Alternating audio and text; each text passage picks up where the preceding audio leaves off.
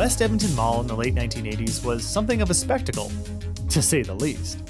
As a groundbreaking first attempt at a mega mall, it didn't have much of a roadmap to follow. The concept itself was fairly straightforward. Ambitious beyond anything we'd seen up until that point, yes, but straightforward. The world's largest shopping center, featuring an overwhelming selection of attractions, designed to bring people from all over the world to enjoy rides, waves, food and drink, shopping, unique themed hotel rooms, and more. It was the Wild West of throwing things against the wall just to see if they stuck. Comparing any other shopping center to West Edmonton Mall in the 1980s, and most others even today, it's like comparing Sears to Fry's Electronics. Does an appliance and electronics store need larger-than-life models of flying saucers and oversized mutant ants? Well, I would argue yes, but in reality, no. There's no logical reason for it. Just the desire to be awesome, in the true sense of the word. And that same desire was what drove West Edmonton Mall to build multiple record-breaking attractions, all under one roof. The world's largest indoor amusement park, the world's largest indoor lake, dolphins, penguins, pirate ships, and the world's largest indoor water park. It is the opening of West Edmonton Mall's water park, and it is wild. Along with, at the time, the world's largest indoor wave pool. Blue Thunder's footprint is a full acre in itself. So it's fair to say that the thrill and excitement that came with a visit to West Edmonton Mall was there because it was designed to throw logic to the wind, and to build things because they were meant to be record-breaking, awe-inspiring, one of a kind. Friggin' awesome.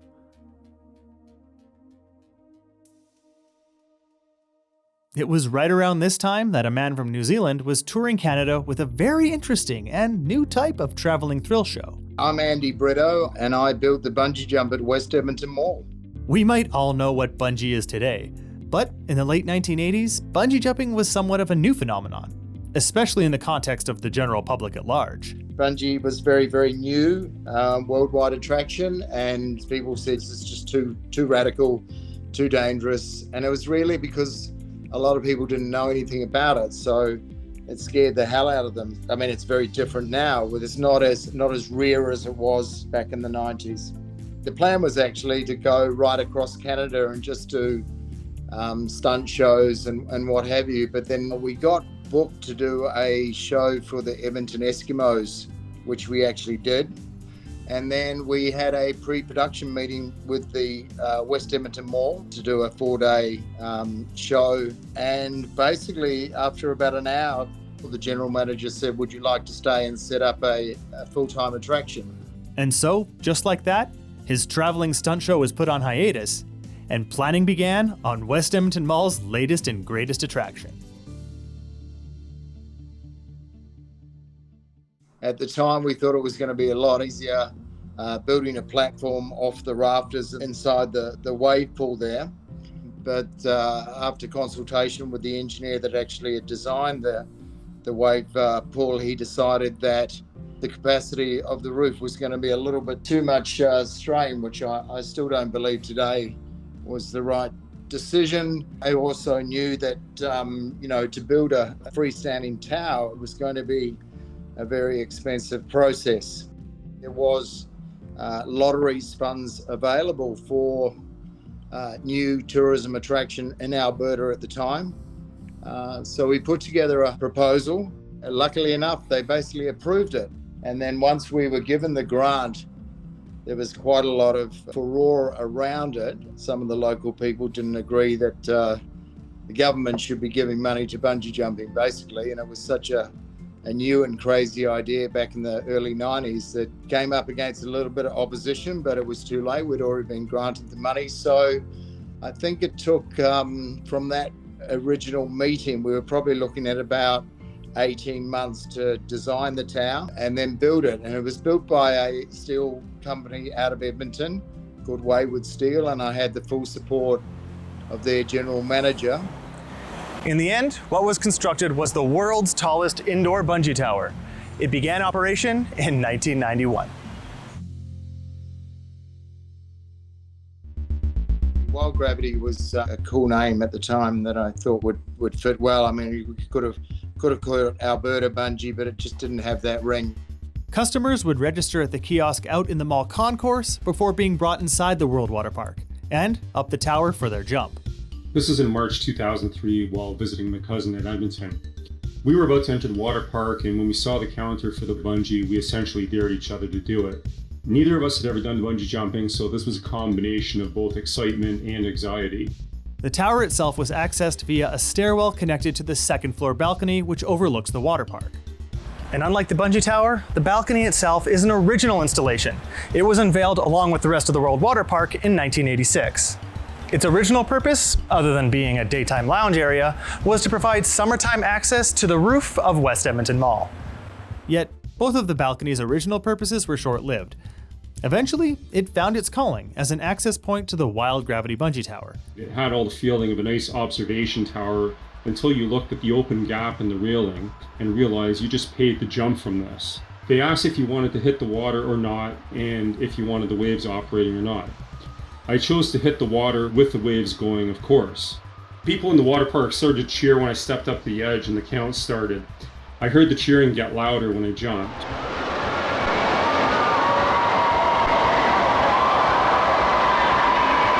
I believe I could see stars, likely from the head rush from falling head first. It was so fast I actually did not believe I hit the water as I'd requested, but when I looked at the video, frame by frame of it shows that I was actually submerged. I was expecting the recoil to be shocking or painful, maybe for my neck or back, but it wasn't like this at all. It was actually rather smooth motion instead of being jarring.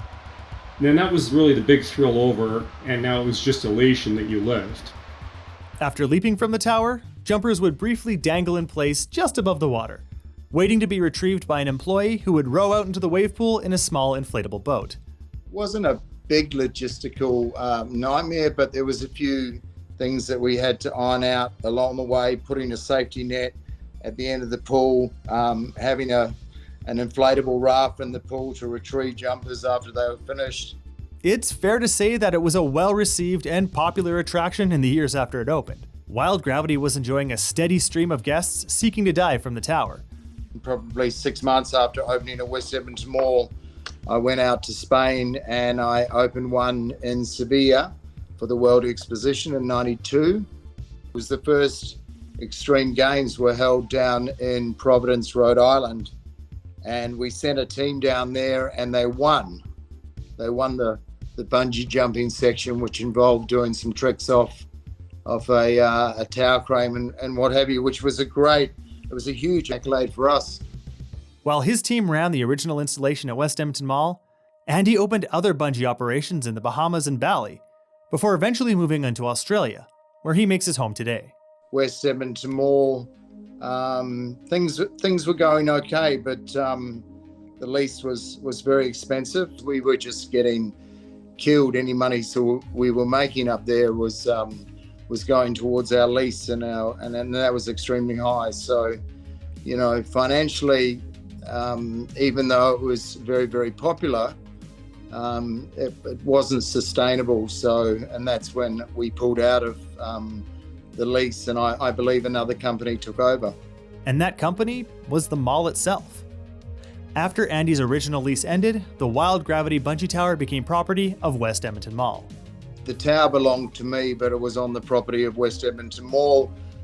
For me to physically remove that tower just wasn't financially viable. It was easier for myself to walk away.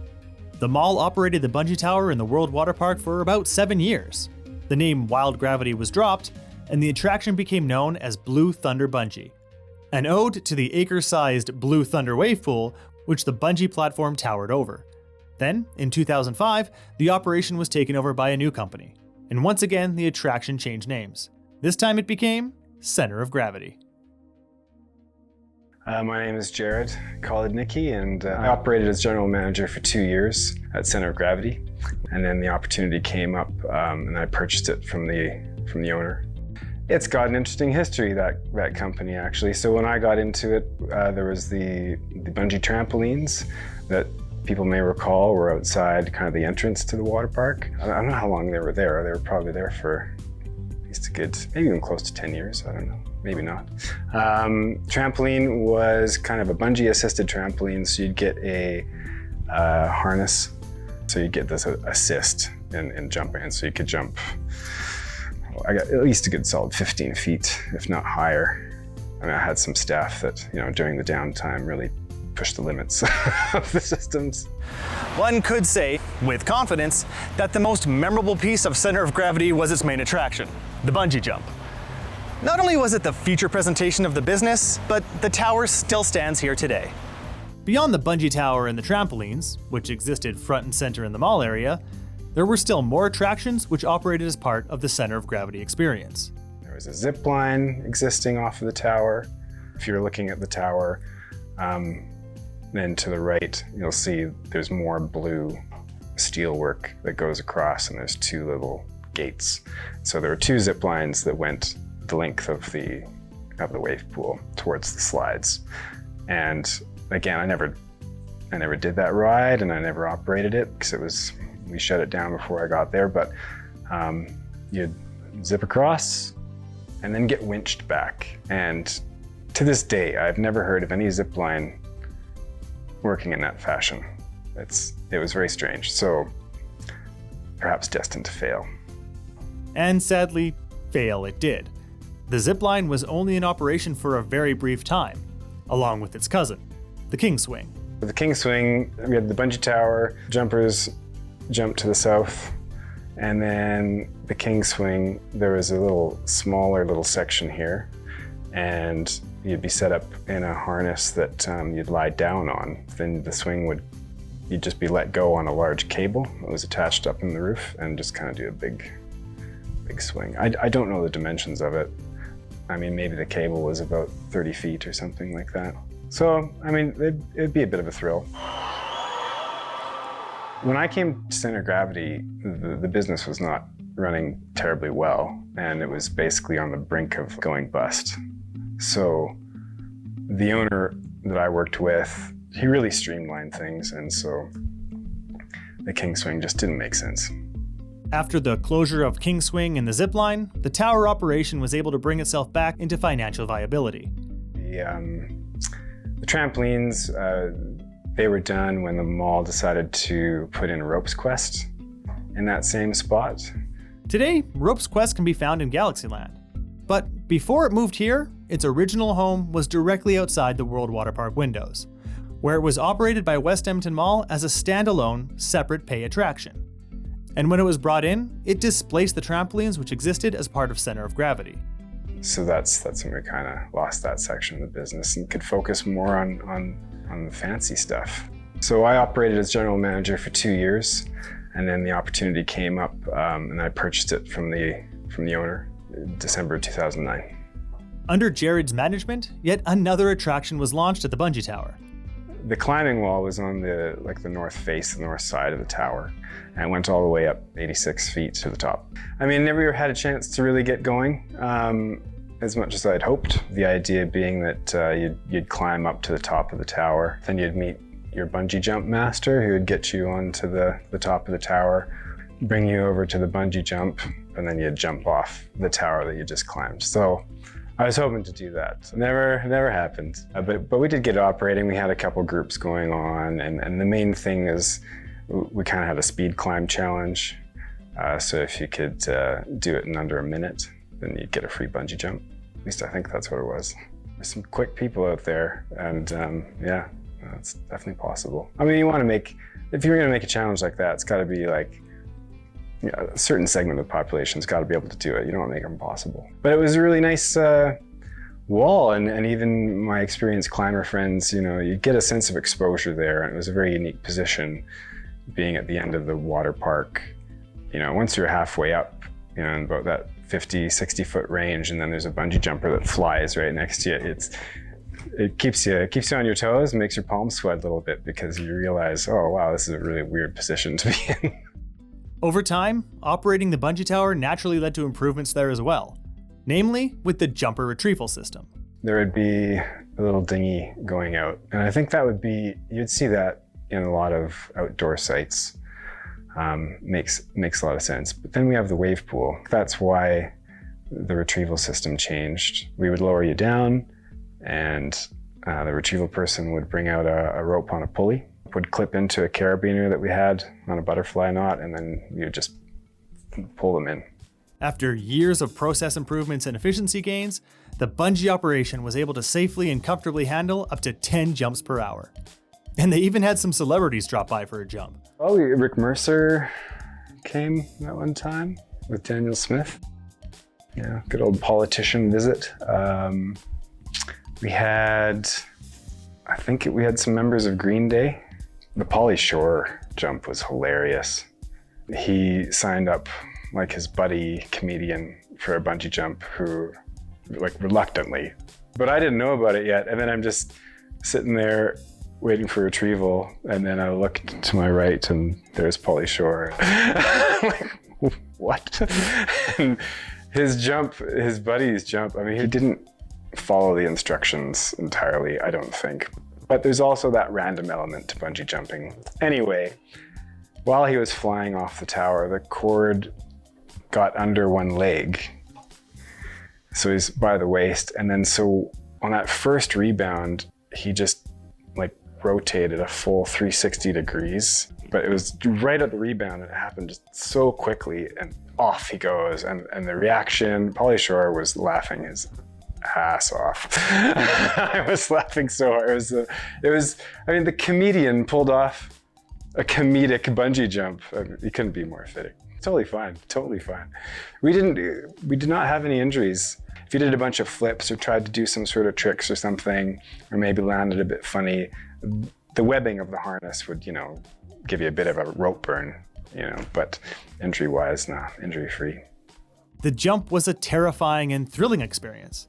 People were constantly signing up for their turn to drop from the top of the world's tallest indoor bungee tower, even if the advertised drop wasn't quite as accurate as one might expect. The height of the tower and the height of the bungee jump are two separate things. Before my time, I don't know when, I mean, this is more of the mythology of the bungee tower, is it got to be known as being a 106-foot jump. Well, maybe. But if you have a little plumb bob and you drop it all the way down to the bottom of the wave pool, I think it's 94 feet, maybe 97. Pretty close to 106, but not quite. And then I think the tower itself is about 92 feet, because the climbing wall is about 86 feet, but it didn't go right to the top of the tower, like the platform where you'd stand. I mean, you could advertise an 80-foot jump or a 180-foot jump, but the free fall isn't 180 feet, right? So we would look at previous jumps to kind of dictate how much slack in the system to add. I mean, you are jumping off the tower, but the system might engage within 40 feet, but you won't feel it. By that, you start slowing down. The rather great thing about center of gravity and the bungee at the mall was having all the people there. So, especially on a busy Saturday, I mean, anyone local who'd been there would know that sirens coming, here comes the bungee jumpers, right? And so, of course, you'd have a crowd, and they would all be cheering on all the jumpers.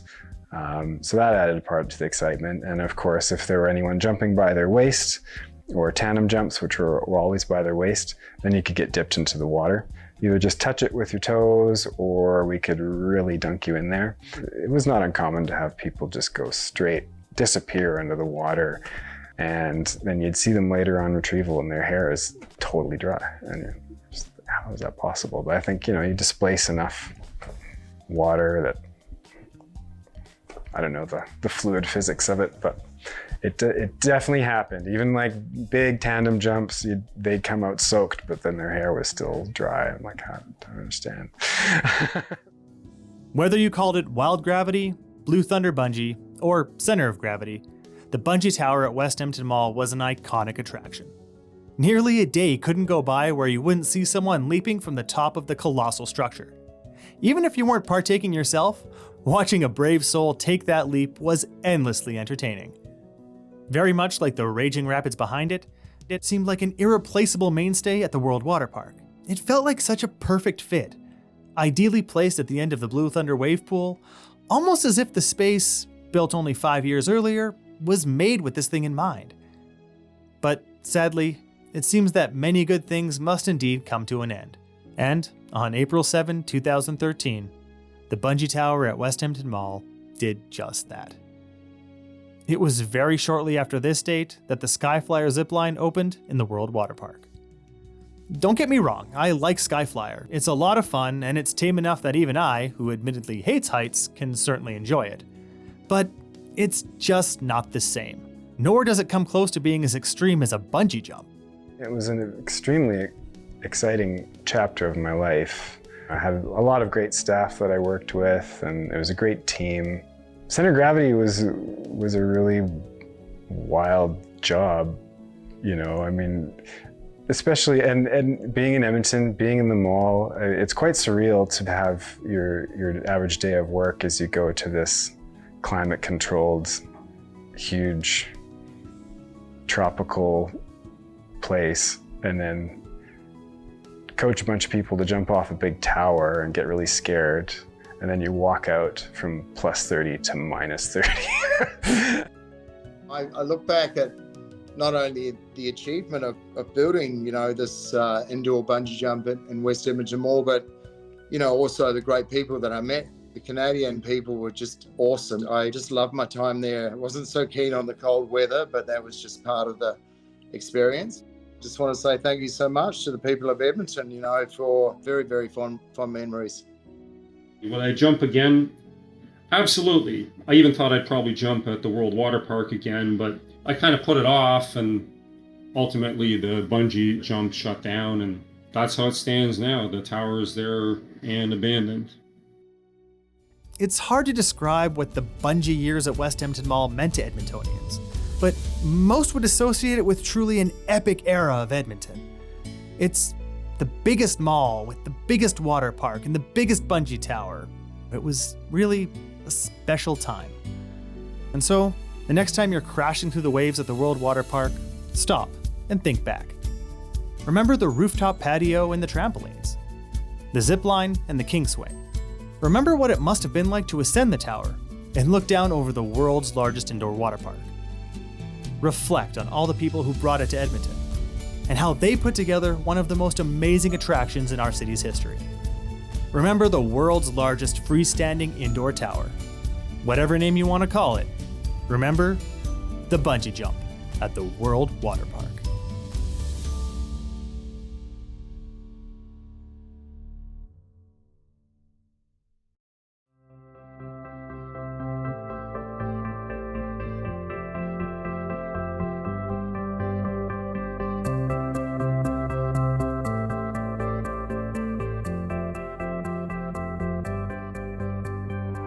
Halftime show I did it at the Eskimos game was funny because I became friends with Bruce Lenneman, who previously had been a quarterback for the Eskimos, and he was a great guy. He was a really, really good guy. I sort of looked at Bruce as, I suppose, a bit of a father figure at the time. He was laughing because when I did the halftime show at the Eskimos, apparently the vendors, like the guys that sold beer and, you know, hot chips and whatever at halftime were pissed off with me because nobody left their seats. Everybody stayed there and didn't want to go and get their hot dogs or whatever and buy their beers. Anyone who's lived in Edmonton, especially since being a child and now are an adult, have probably ridden the Mindbender many times. I've ridden it many times. I know exactly what's happening. With a bungee jump, you do not know what is exactly going to happen. So there's that, you know, in the marketing, we had, you know, the leap of faith, basically. And so, you know, trusting yourself, also trusting the system and everything. We were right at the deep end of the wave pool, and a comment was made, one of us, let's swim to the waterfall. We decided to make a break for it. People in the wave pool were cheering us as if it was like a breakaway in a hockey game. We got to the waterfall, to the net behind it, and then turned around to swim back. The lifeguard whistles were blowing like crazy. We were told it was the most dangerous thing she had ever seen. As expected, we got kicked out. So it was a great day. I used to go to the warehouse where they kept the fireplaces, and I would use their forklift to make my cords, which was very amusing for the staff at the time, because there was these giant rubber bands. People that would come into the showroom, they'd bring out the back and they'd go, "What are you doing?" And I'd be like, "I'm making a bungee cord," and they were fascinated by it all. Like, bungee jumping is the ultimate ride. The perceived risk is so high. And even you think of like a roller coaster or something, you know, you're in the safety of that car, but here you have no safety. So psychologically, it cannot be beat. A bungee jump scares the hardest people.